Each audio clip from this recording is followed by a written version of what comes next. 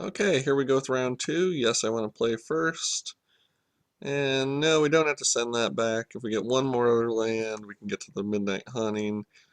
Two more, and we can play everything in our hand. Priest can probably buy us time. Looks like he had to mulligan. Hopefully he's keeping a questionable hand. That's what I always hope when I see someone mulligan, since I do it so often myself. Not mulligan, but keep a questionable hand on a mulligan. And alright, so we are going to be able to play out the Midnight Haunting tokens. Any luck, that'll mean we can apply some pressure. Leading with white. Okay, black gives us a better chance of getting something with that Slayer.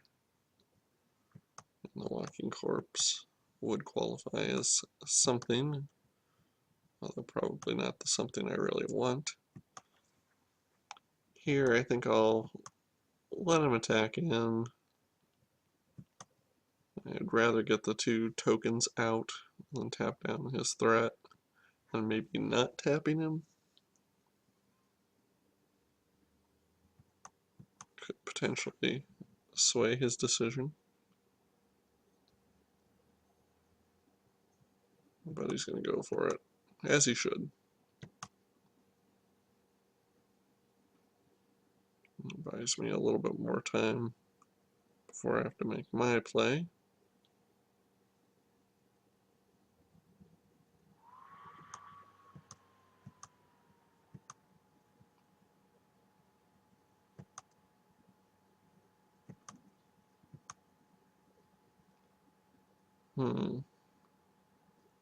This is unfortunate, since I didn't get one more. Otherwise I could pick off one of his guys. Guess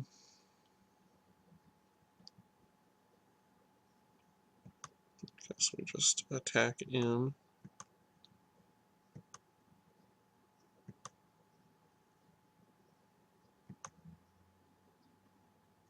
Probably in this case, just send the guy back to his hand. Repeat it again next turn. Can tap down his corpse with my guy. And maybe gets me one play closer to where I could just kill this guy with a Slayer.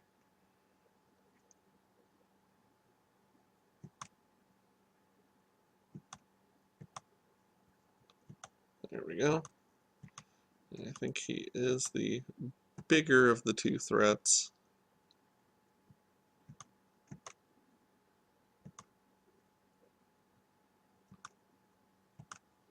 It allows me to attack in with all three. And one life that the priest deals may not make a difference, but it may. You never know when you're going to be one damage away from killing someone, one life away. So it looks like he's still reeling a little bit from his mulligan, because I think he's stuck on 3 lands.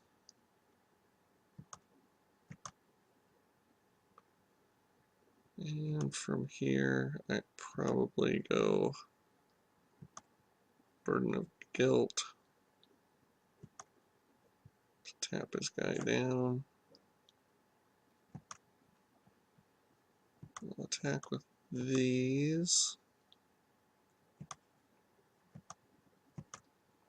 If he rebukes the priest, I'll probably regret it.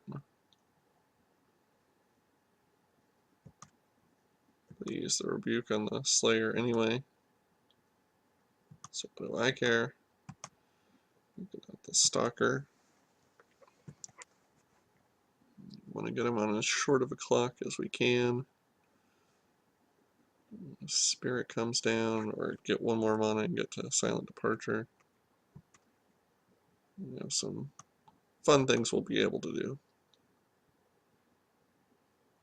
So if I was him, I would attack with the Burden of Guilt, because there's, or with the Walking Corpse, yeah, because there's no reason to not.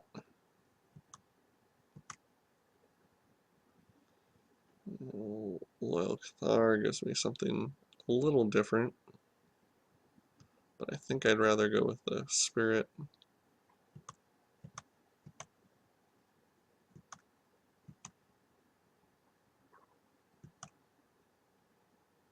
Attack in with all those and pass the turn. Keeping the feeling of dread also as up as a possibility is nice.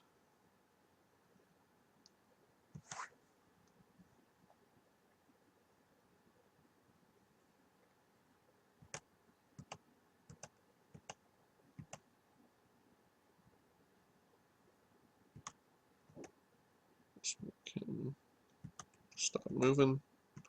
Take 2.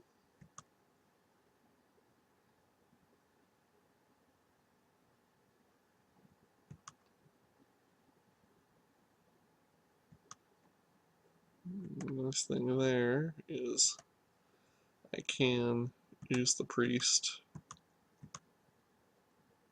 to tap him if he does sacrifice something to make him fly.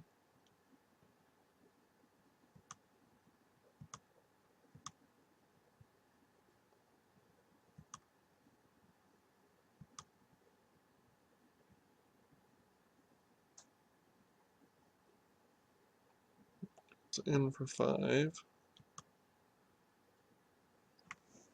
And I think probably Feeling of Dread would be my best play here. I don't really fear an attack. And with that I can pick and choose what I tap down.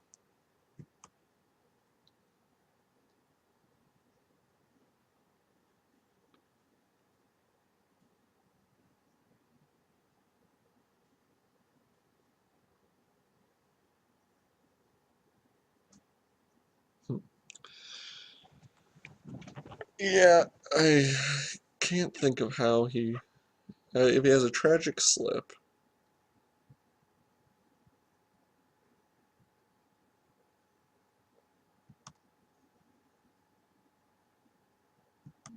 then he could...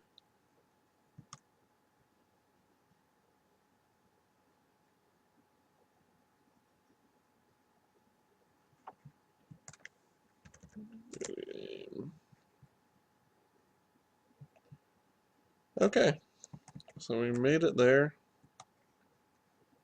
on kind of a low amount of hand, but we still made it. And let's see what the next round does. Did have vampire, but didn't, well, he had 1 so far. So I'm not ready to abandon our plan. Whoops. Okay, so they're at 1-0 also. And I'm not going to mulligan this, I probably should. We're on the draw, and we can buy ourselves as much time as we need. The cleaver in hand means that I'm going to be gaining, I'm going to probably win the life battle. Or may win the life battle. Would have been nice if I could have gotten one of my 2-drops there.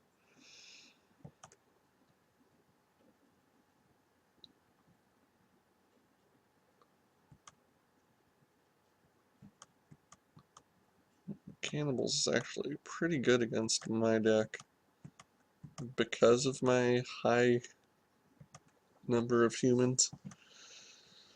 So I'd probably have to Burden of Guilt the Cannibals.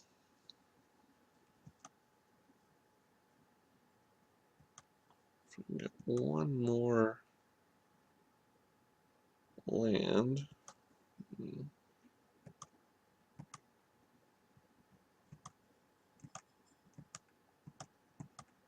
I think probably the best bet here is to go Sentry and maybe even follow it up with a second Sentry. Let him attack.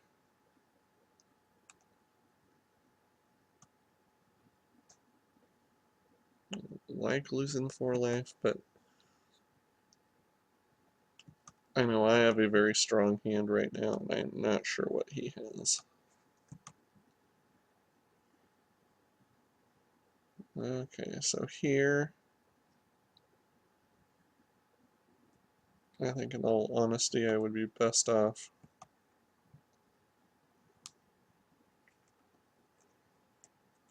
playing the Invisible Stalker and maybe just Bonds of Faithing him.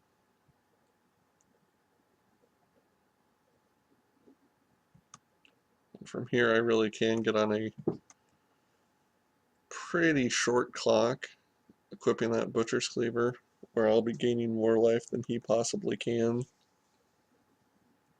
I want to get one more creature into play before I do something with my Sentry, for fear of whatever the sacrifice spell is. There's something, I don't know what it is. But it's the black one, one black, two colorless, sack a creature. And as it sits now, that's my best. When I think of what he could do to kill me, that seems to be the most likely route that he could actually get there.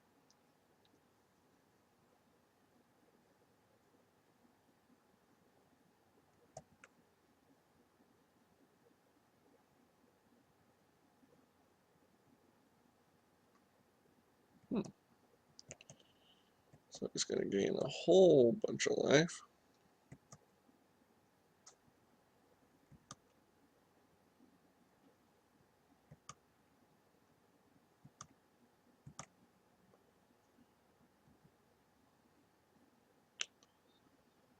So here we probably just need to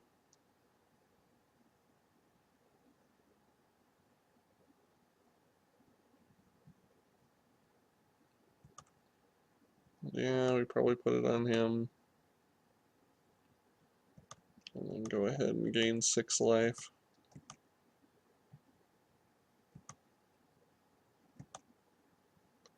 We'll be able to attack back with 7. We'll be able to tap him soon.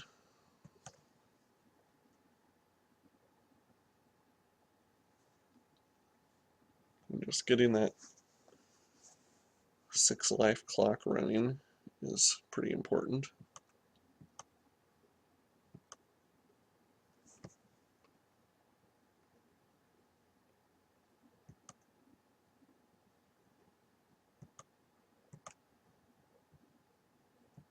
Okay. Well, that seems like a fun turn of events.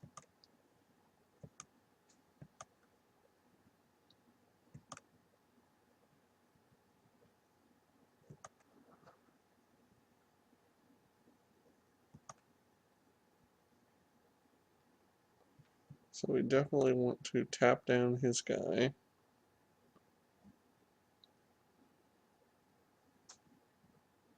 Whenever we are given the chance. That's a demon. I don't think this can kill a demon.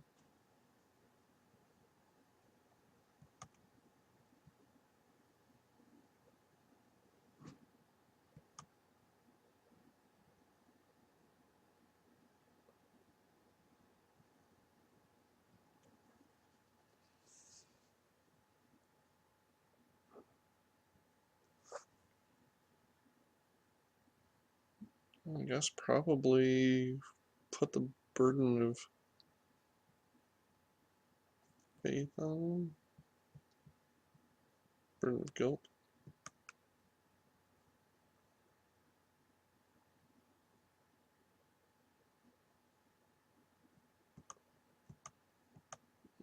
Okay. Let's untap, or at least get rid of that guy.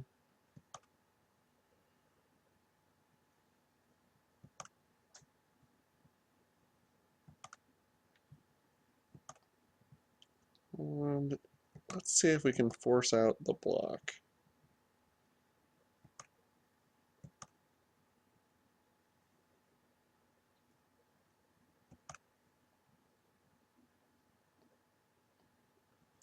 Didn't work.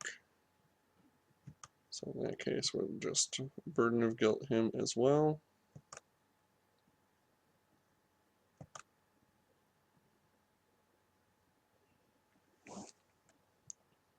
Get him down to a pretty short clock.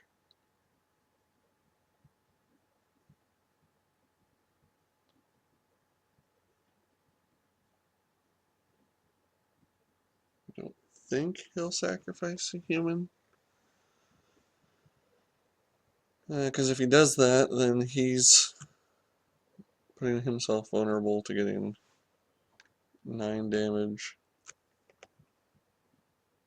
dealt by him. Oh, but he did it.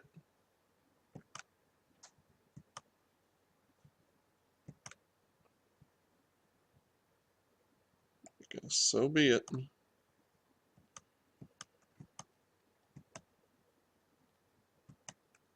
You have better luck with this than I think you will.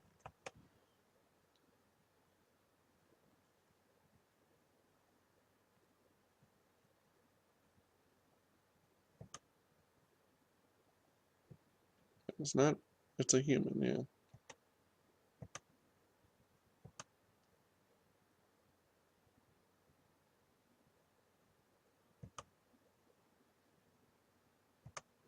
Okay, so he's just trying to win the race. And I can respect that. Let's see if he lets this through.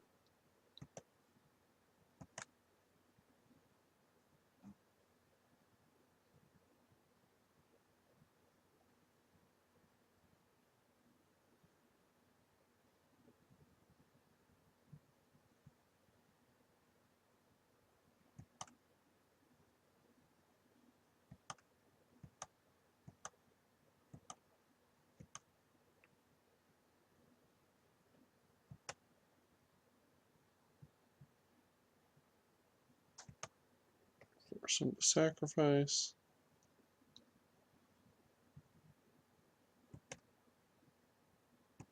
Tap him down.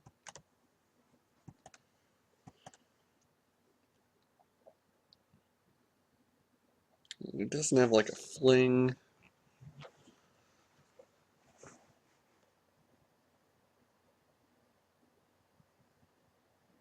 I can't think of what he could do that would get him there. He's at 9, 10, he's at 11 attacking.